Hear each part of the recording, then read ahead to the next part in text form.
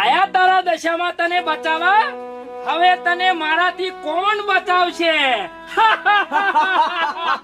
હે માં, હવે પ્રગટ થાવ, નહીં તો આ માનવીનો તારા પરથી ભરોસો ઉઠી જશે.